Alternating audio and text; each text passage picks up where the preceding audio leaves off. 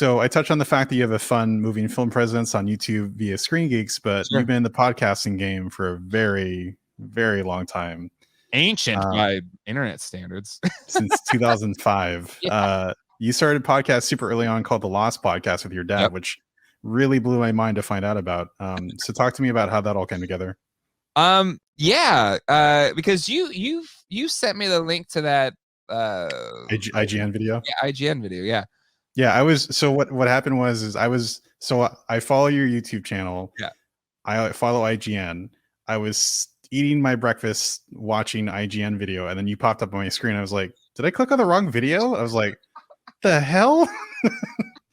But yeah, it was you talking about Lost, so that's why I was like, wait, what? So I was like, I know that guy. So like, I've one, like, finding the internet in, I think it was 97. My family didn't get a computer until 99, I think.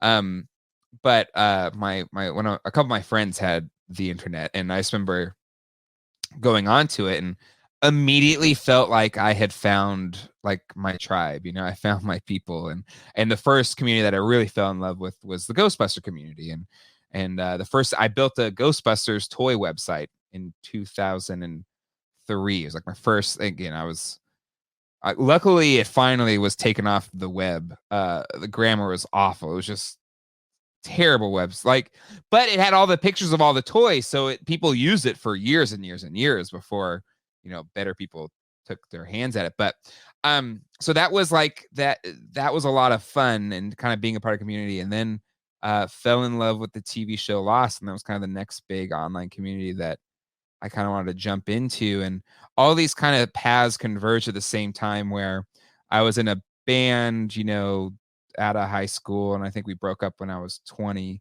And so I wanted to have a recording studio. So that was one. Two, I read an article about podcasting, and I was like, that sounds like fun. I have recording equipment. I could do that.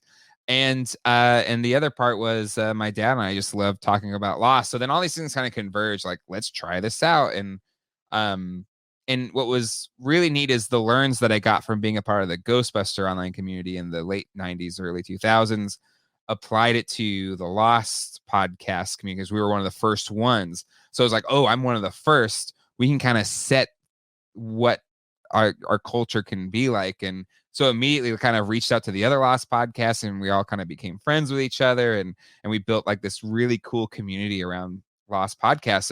And at that same time, so they just got podcasts. Lost was kind of a big show. And then the video iPod came out, and they remember, it was like Lost was one of the first shows that they put that you could watch on a video iPod. Yeah.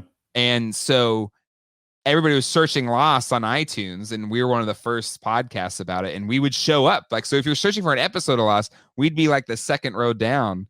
And so we started like with 50 listeners on the first episode, and it quickly went to tens of thousands. And by the time the last season, we were over, hundreds of thousands of downloads an episode.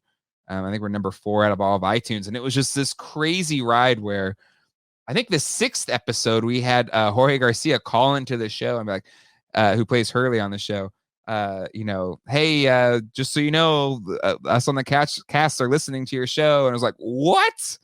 And it's just this mind-blowing, again, just kind of like being creative, put it out there, and just everything kind of, the stars aligned where it became a big show, and eventually became my full-time job till 2010 or so, through 2011. And yeah, it was a blast. And again, I learned so much. I was 20 when I started that.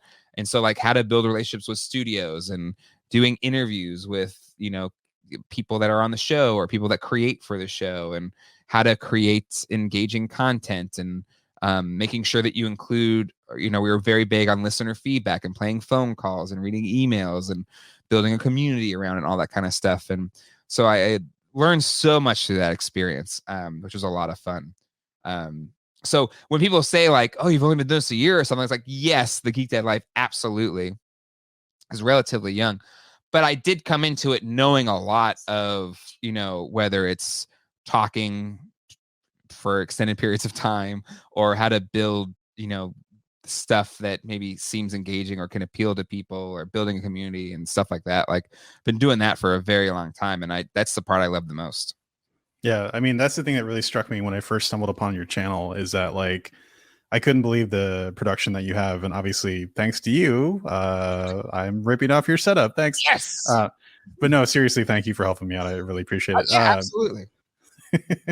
Well, Um, you know what though? Like, to me, that's the building a better, like building a strong community, and helping people start their own things. Like when I started podcasting my first week, there was another podcaster about loss, and I reached out to him, and he taught me so much back then, and so like and again, that relationship is still something that's really strong to this day, between that family and myself, and so I wouldn't be where I am today if somebody didn't, help me. So I try to do the same. If anybody asks me, and I'll do it for anybody that's watching this right now. I'm happy to chat and help, because I wouldn't know the things I know today if people didn't do the same for me.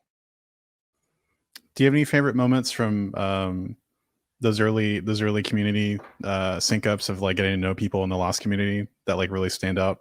There's a lot, because we about a year we did our first kind of meetup at Comic-Con in 2006.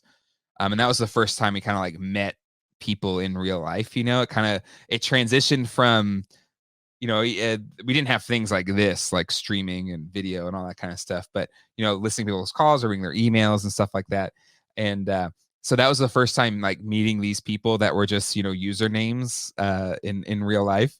Because that was back, maybe it's still the true now, but even more so back then. No, you didn't know anybody's real name. It was always like handles or some weird handle.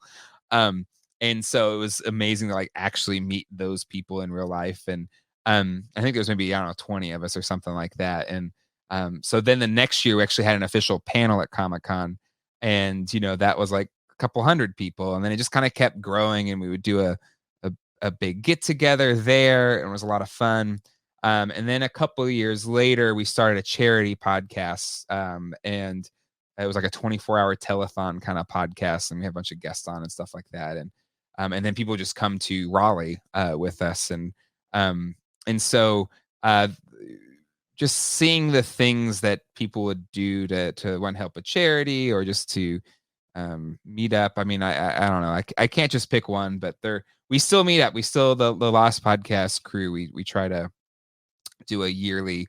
Now it's just at our house, which is probably too much, but we have a lot of fun.